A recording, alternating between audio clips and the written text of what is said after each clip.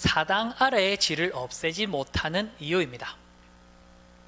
위징이 섬 담장 아래의 여유와 신사 아래의 지는 모두 미미한 동물입니다. 그러나 그들이 의지하는 바가 있기 때문에 그들을 제거하는 일 또한 쉽지 않은 것입니다. 옛날부터 외척의 교만함과 방자함을 금하게 할 수 있는 이는 오직 폐하 한 사람뿐이었습니다. 준비를 잘하면 의외의 일을 방지할 수 있습니다. 라고 이야기를 했습니다. 그랬더니 당태종이 그대가 말한 것은 이전에는 생각하지 못했소. 그러나 임방은 망령되게 직접 사람을 구금하고 보고를 하지 않았으니 자목 권력을 전행한 면이 있어 이것은 중대한 죄로 다스릴 일은 아닐지라도 약간의 징벌을 가하여 경계를 보여야 하오 라고 이야기를 했습니다.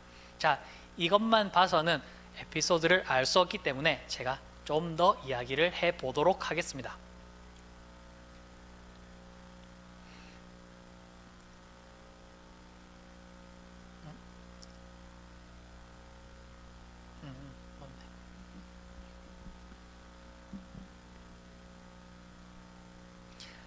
자, 사당 아래의 쥐를 없애지 못하는 이유라는 에피소드입니다. 위징이 섬 담장 아래의 여유와 신사 아래의 쥐는 모두 미미한 동물입니다. 그러나 그들이 의지하는 바가 있기 때문에 그들을 제거하는 일 또한 쉽지 않은 것입니다. 옛날부터 외척의 교만함과 방자함을 금하게 할 수 있는 이는 오직 폐하 한 사람뿐이었습니다. 준비를 잘하면 의외의 일을 방지할 수 있습니다. 라고 했더니 당태종이 그대가 말한 것을 이전에는 생각하지 못했소. 그러나 임방은 망령되게 직접 사람을 구금하고 보고를 하지 않았으니 자못 권력을 전행한 면이 있어 이것은 중대한 죄로 다스릴 일은 아닐지라도 약간의 징벌을 가하여 경계를 보여야 하오 라고 이야기를 했습니다. 이것만 봐서는 어떤 이야기인지 알 수 없기 때문에 제가 조금 더 부연 설명을 해드리도록 하겠습니다. 당태종의 외척 중에 양예라는 사람이 있었다라고 합니다. 양예가 시녀를 쫓아서 황제만 들어갈 수 있는 금지된 지역을 들어가게 되었고 이것을 알게 된 임방이라는 사람이 그 사람을 옥에 가두었다라고 합니다. 그래서 양예의 아들이 그것을 보고 난 후에 상소문을 올려서 우리가 지금 아버지가 이렇게 구금되어 있으니 이것은 억울합니다 라고 상소를 이렇게 올려서 당태종이 그렇다면 이것은 잘못된 일이니까 엄벌에 처해야겠소 라고 했더니 위징이 아닙니다. 이 외척이라는 일은 이렇게 잘못될 수도 있기 때문에 이것을 함부로 처리하시면 안 됩니다 라고 간언을 하니까 이제 당태종이 임방이라는 사람은 어떻게 직접 구금을 하고 보고를 하지 않았기 때문에 중형은 아닐지라도 거기에 상응하는 벌은 내려야 하오 라고 이렇게 끝맺는 에피소드입니다. 자, 여기서 사당 아래의 질을 없애지 못하는 이유에 대해서 설명을 한번 해보겠습니다. 여러분들은 어떤 일이 있을 때 그것만 제거되면 일이 수월할 것이라고 생각하는데 오히려 그렇지 않은 경우도 있습니다. 사당의 예를 한번 들어보면, 자, 사당에 우리가 쥐를 없애기 위해서 고양이를 한 마리 키웠다라고 생각해 보겠습니다. 물론 그 고양이가 쥐들을 없애고 잘 키울 수도 있습니다만 그 고양이가 사당이 문이 열렸을 때 그 사당을 뛰어 올라 가지고 혹시라도 불이 켜져 있는 그 촛불을 넘어뜨린다면 결국 사당 전체를 태워버릴 수도 있는 것입니다. 그래서 우리는 어떤 원인만 제거되면 그 결과가 반드시 나타날 것이라고 생각을 하지만 그것이 아닐 경우도 있기 때문에 우리는 관점을 다각도로 열어봐야 된다라는 것을 이야기하고 있습니다.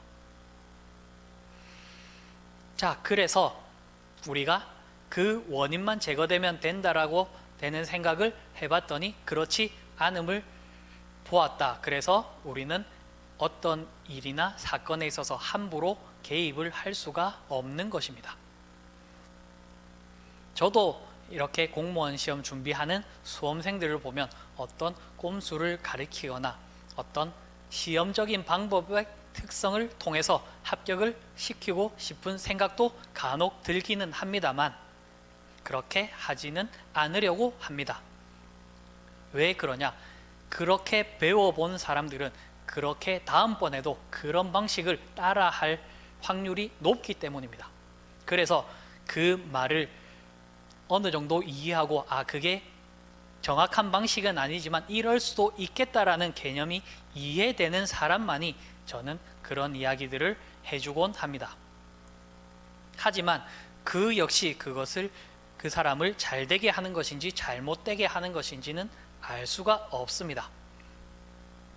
그렇기에 아무것도 하지 않는 무위, 결국 청정무위의 상태가 결국 최상의 다스림이 되는 것입니다. 여러분들이 그래서 옛날에는 몰라서도 못했고 알고 나니까 알고 나서 못한다, 이런 이야기들을 간혹 들어본 적이 있을 것입니다. 저도 예전에는 저를 자랑하고 싶어서 이렇게 드러내고 싶어서 말을 많이 했지만 그것을 아는 순간, 말했듯이 욕망이라는 걸 알게 된 순간 말을 못하게 되었고, 그 다음에 그것이 욕망이라는 사실을 알고 거기에 맞춰서 말을 하려고 해도 그 사람들은 제가 처한 상황과 다른 상황들에, 각기 다른 상황에 놓여 있기에 그것을 함부로 말할 수 없는 경우가 생깁니다.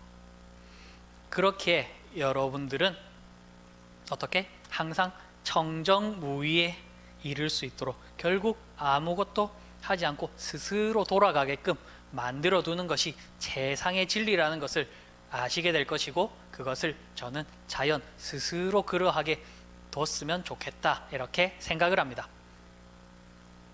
여러분들이 어떤 일들이 일어나게 되면 흥하고 망하고 흥하고 망하고가 반복되고 있습니다.